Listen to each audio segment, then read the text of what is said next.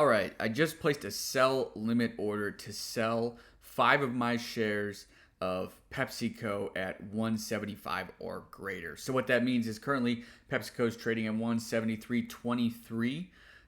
If the price of PepsiCo goes up to 175, then it's going to execute this sell order for me.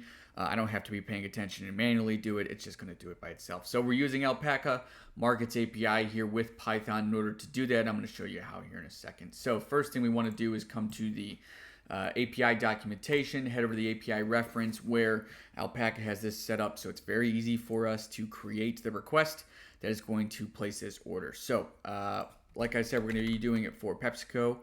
This is ticker symbol PEP. We're going to do it for 5 shares. I believe we have 5 shares remaining. Yep. So, we have 10 shares remaining, but we have this limit sell place for 5. So we're going to do a separate one for 5 as well. So let's go ahead, and this is going to be a sell, and we're going to do a limit order. We're going to leave this as the time and force of day, so just execute for the current day. If this happens, if not, it's going to cancel, and we would have to either replace it for tomorrow, or we could change this to a good till cancel or whatever. But we just want to see if it happens for the current day. So we need to set a limit price. We're going to do it at, if it gets to 174 today, like I said, it's trading at 173.15. If it gets to 174, we're going to sell 5 shares. The last thing we need to do here, the position intent, this is defaulted to buy to open. We want to sell to close. So a sell to open would be too short.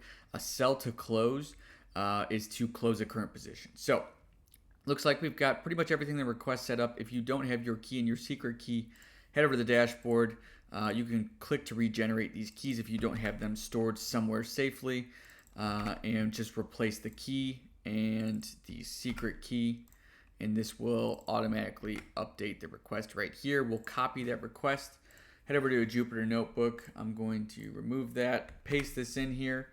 I want to import JSON. I always do this because it makes the return message a lot nicer to look at. So instead of print, we do json.loads. Shift enter to run that, and you can see that this is a sell to close limit order. The limit price is 174, 5 shares of PepsiCo. If we come to our dashboard, then we can see here is this order placed right here. So, it's not too difficult when you have the documentation to set up that request. And now if in the current day, because remember the time of force was day, if the price of PepsiCo hits 174, this is going to execute and sell 5 of our shares that we currently hold of PepsiCo.